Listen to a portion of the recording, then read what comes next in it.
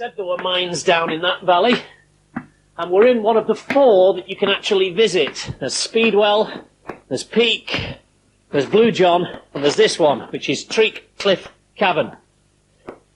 And they are all full of a remarkable substance, which is a fluorospar, which is given a very special colour by hydrocarbon. This is it, known all over the world. This is Blue John. The Romans loved this. They used to dig it out, although not out of this cavern, because this cavern wasn't started until 1750. But they used to make lovely little ornaments out of it, vases and things like that, some of which have been found as far away as Pompeii. So they shipped it all over the world. If we get the light up on here, you can see great big lumps of it, all in the ceiling. The whole of that ceiling, full of it, absolutely riddled with it. And behind you over here, there's a pillar of it, which weighs 15 tons. Now this stuff is a semi-precious metal, or a semi-precious stone. So it's actually very valuable. Yes, 15 tons of very valuable rock. Come on, I'll show you some more.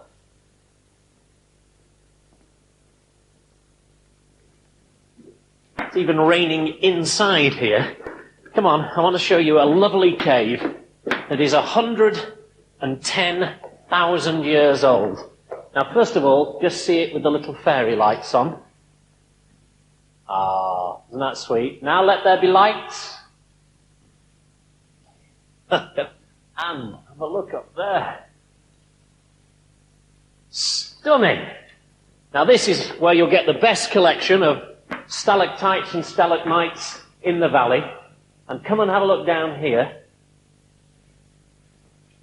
This is beautiful. Now stalactites and stalagmites grow at a rate of about 2.6 centimetres every 1,600 years, roughly speaking. Which means that those two over there, the stalactite which is down and the stalagmite which is up, will actually kiss one another in about 1,000 years' time. Isn't that sweet? Now, would you believe that whilst we've been travelling into these caves, we've actually been travelling uphill? Well, we have. And now we're going to go down the valley. In fact, right the way down the valley. Come on, it's a long walk.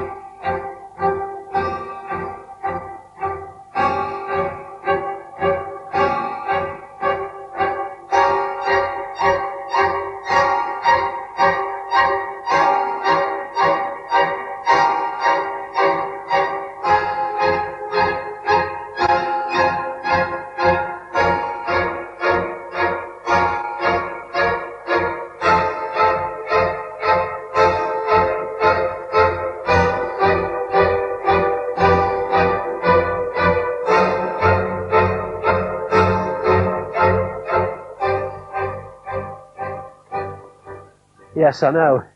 Down in the Hope Valley, this is rain. But up here, in the village of Eyam, it's snow. And it came down in about half an hour. That's what this area's like.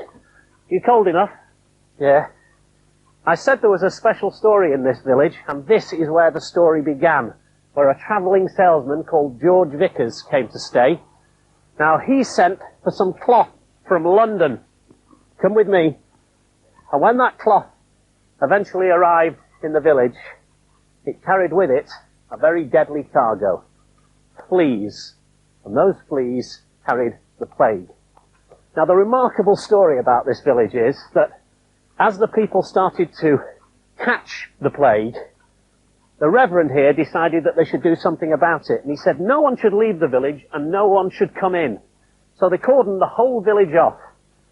People left food on the outsides for them, so that they didn't have to go anywhere else for anything.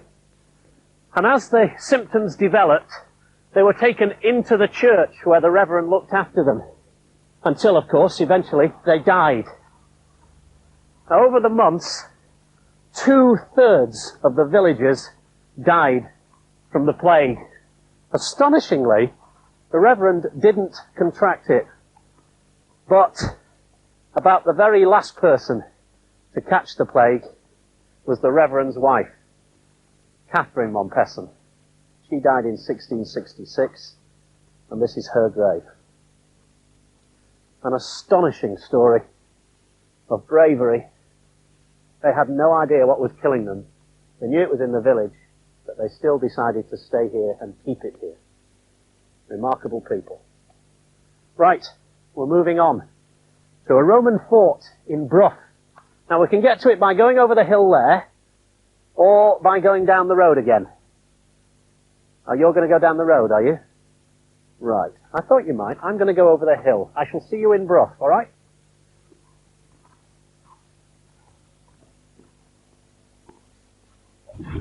So this is it, is it? This is it, I'm afraid. This is all we can see. Just a few stones in the middle of the field, and that's all that remains visible. Whoa, boy. Right, let's get out and have a look. Thank you, Peter. Thank you, Duke, for carrying us. Oh. Right, come and have a look at this. This is our journey's end. This is the fort at Bruff. I called it a castle before, I don't know why, but anyway, come on. This was originally built in AD 78 by the Romans. It was a wooden fort originally to oversee the lead industry, and then it was replaced twice by stone forts, the third one being built by the Aquitanians. I suspect it'll need a considerable amount of rebuilding now, because this is all that's left of it. It's been excavated quite a few times by various universities, but that's about all that's left. And that's what we came to see. Yeah, I know. But the best news is, we've now got to go back to Buxton, which is quite a long way, really, all things taken into consideration. I mean, you could get a bus if you want, or you may maybe ask Duke if he'd be kind enough to drag you that way, or get a car or something. Shall I see you there? Yeah, bye-bye. Yeah, well, I suppose it was a bit of a hike. Oh, great. Never had 3 parking tickets before. Come on, get up, you're making the pavement look untidy.